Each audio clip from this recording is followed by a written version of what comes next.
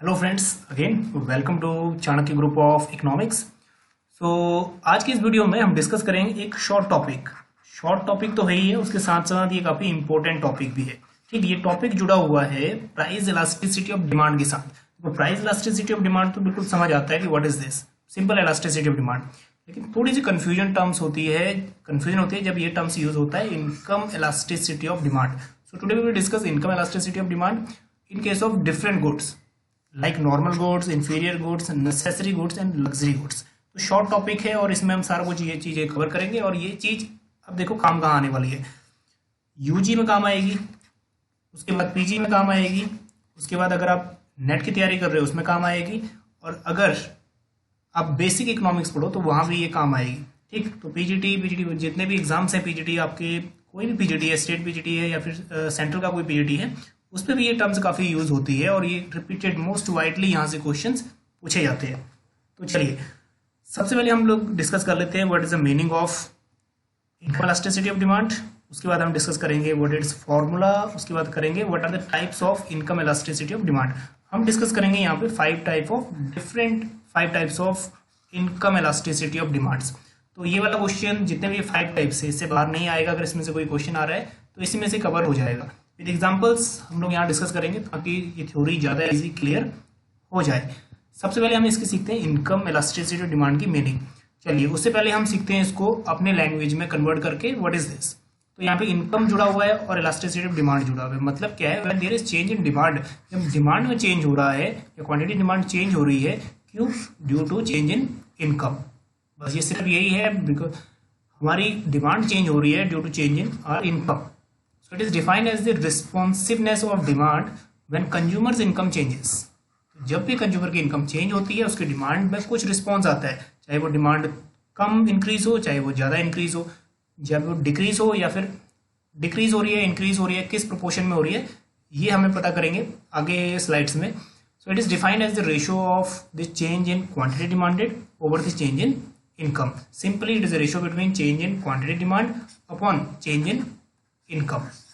ठीक, so the higher the income elasticity the more sensitive demand for goods it is change in good is to change in income. तो जितना ही आपका demand elasticity demand ज़्यादा है, मतलब कि जितनी डिमांड आपकी सेंसिटिव तब होगी जब इनकम के साथ साथ, इनकम के इंक्रीज होने के साथ साथ डिमांड भी बढ़ेगी, या इंक्रीज के डिक्रीज होने के साथ साथ आपकी डिमांड भी वैसे ही रिस्पॉन्स करेगी।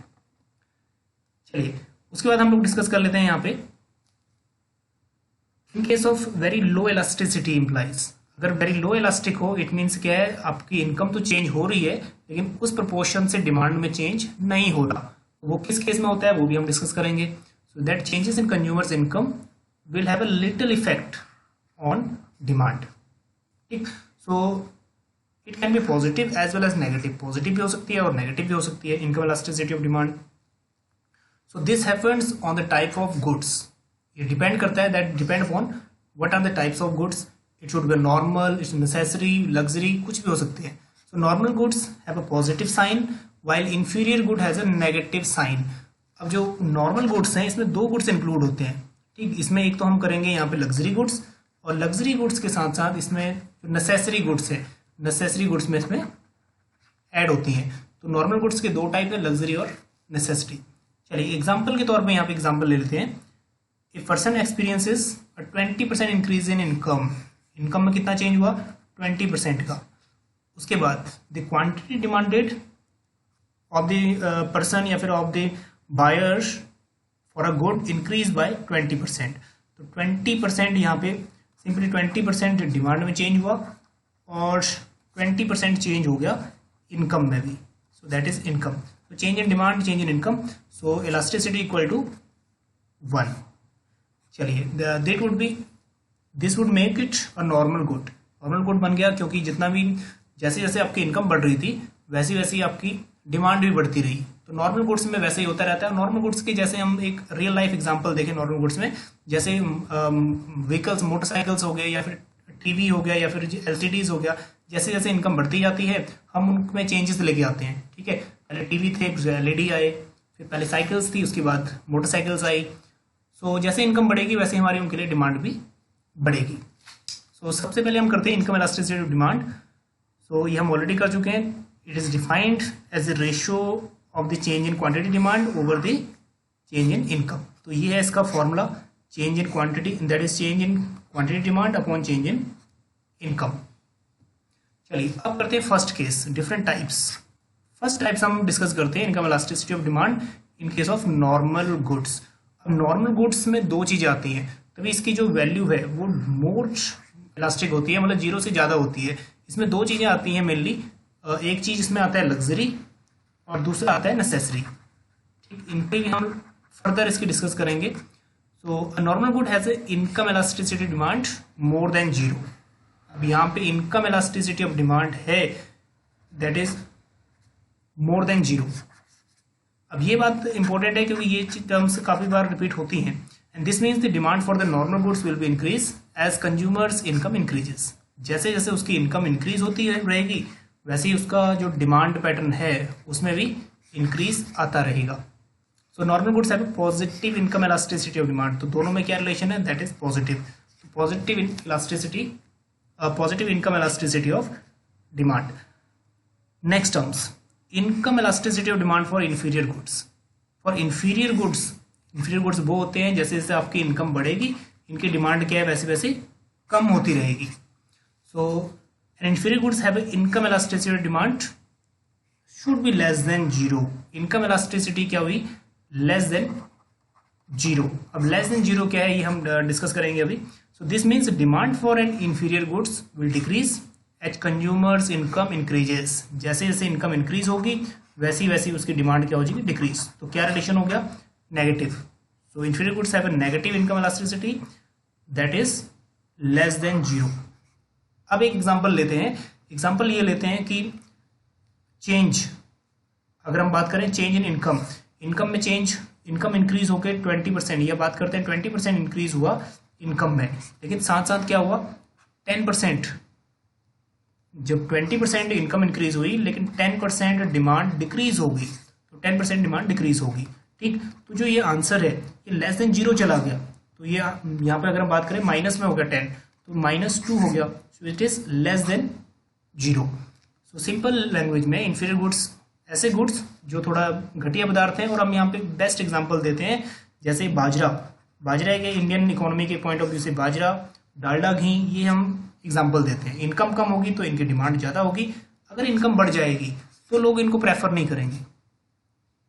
चलिए अब नेक्स्ट एग्जांपल है that is income elasticity of demand in case of luxury goods. Luxury goods वो गुड्स हैं जैसे जैसे आपकी इनकम बढ़ेगी, चेंज इन इनकम, जैसे इनकम बढ़ेगी लेकिन इनकम के बढ़ने के साथ साथ आपकी डिमांड भी ज़्यादा बढ़ेगी.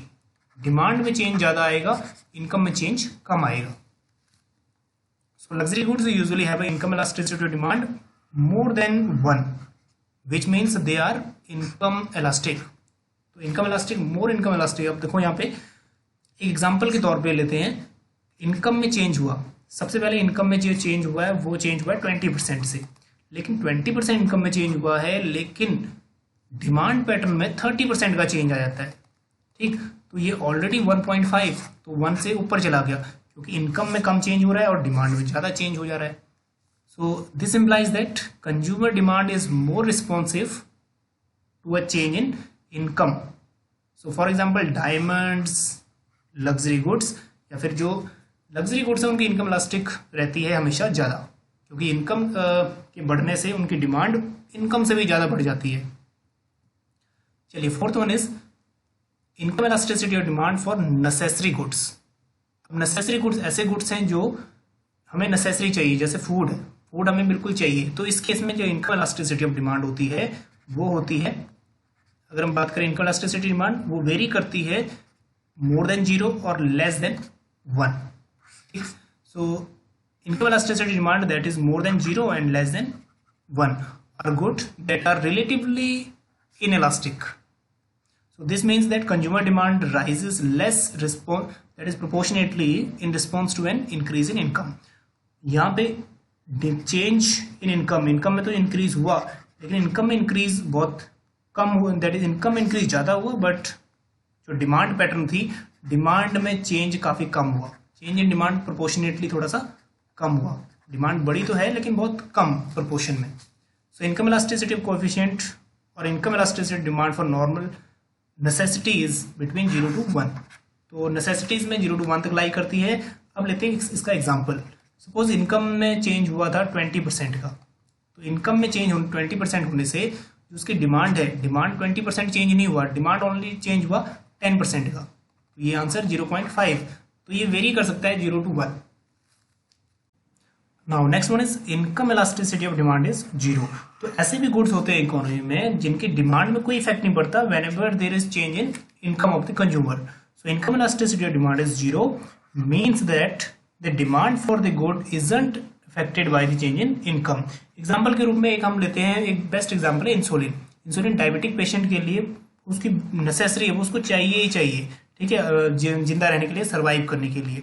तो प्राइस या फिर इनकम या बढ़े या फिर कम हो, उसको उतनी ही मात्रा में इंसुलिन लेनी ही पड़ेगी। तो उसकी डिमांड इफेक्ट नहीं होगी, चाहे इनकम बढ़े भी चाहे कम हो। चलो मान लो एक एग्जांपल लेते हैं, 20% change in income. Again income में 20% का चेंज हुआ लेकिन उसकी डिमांड में 0% चेंज होगा, क्योंकि डिमांड वो पहले जितनी ही करेगा, जितनी पहले इनटेक करता था उतनी अब भी करेगा। तो यहाँ पे इस सेंस में यहाँ पे 0 आ जाता है इनकम इलास्टिसिटी ऑफ डिमांड। ठीक, तो करस्पॉन्डिंगली अगर कोई भी क्वेश्चन आता है उसको एक बार कंपेरेटिवली कंपेयर कर लिया करो in terms of change in quantity demand and change in income. तो जो भी आंसर है, लेस इलास्टिक है, मोर इलास्टिक है या इक्वल है, वो आपको इजीली पता लग जाएगा। ठीक, चलिए अब एक डायग्रामेटिक प्रेजेंटेशन कर लेते हैं। डायग्रामेटिकली हम इसको कैसे समझ सकते हैं। सो ये डिमांड कर्व डिफरेंट गुड्स की डिमांड कर्व है, इधर इनकम है और इधर क्वांटिटी है।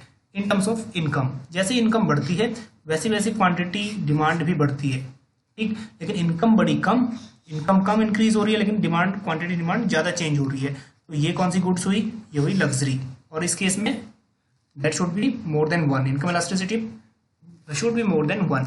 अब ये वाली इनकम कर्व ये देखते हैं बेसिक नेसेसरी में। तो इसमें क्या है, रिलेटिवली इनकम में चेंज ज्यादा हो रहा है। तो change in income is more then change in quantity demand. तो ये कौन सी हुई? नेसेसरी। और इसमें अगर हम कैलकुलेशन करेंगे तो ये लेस इलास्टिक आएगा। अब जो ये वाली कर्व है इसमें क्या है, परफेक्टली इन इलास्टिक कर्व। इसमें क्या होता है, सिर्फ चेंज इनकम में आ रहा है बल्कि क्वांटिटी डिमांड में nothing, no change in quantity demand. तो ये कौन सी हुई? ये in case elasticity of demand कहें या फिर इनकम इलास्टिसिटी ऑफ सप्लाई कहें, sorry income elasticity of demand कहें, इस केस में हो जाएगी income elasticity of demand equal to 0। ठीक, और नेक्स्ट है इंफीरियर गुड्स। इंफीरियर गुड्स में इनकम देखो, इनकम फॉल हो रही है। इनकम के फॉल होने से डिमांड क्या हो रही है? बढ़ रही है, और इनकम के बढ़ने से डिमांड फॉल हो रही है। तो ये इनवर्स रिलेशन है। इस केस में क्या हो जाएगा, इंफीरियर गुड्स में elasticity of demand should be less then 0। ठीक, तो ये थे आज बिल्कुल इजी टर्म्स में, आपको इजीली समझ आ जाएंगे इनकम इलास्टिसिटी ऑफ डिमांड के 5 कॉन्सेप्ट। नेक्स्ट वीडियो में हम डिस्कस करेंगे briefly bandwagon effect, snob effect, rest effect, Veblen effect and what is Pigou effect. चलिए अब मिलते हैं आपको नेक्स्ट वीडियो में इन 5 इफेक्ट्स के साथ। Stay tuned with Chanakya group of economics. Thank you so much.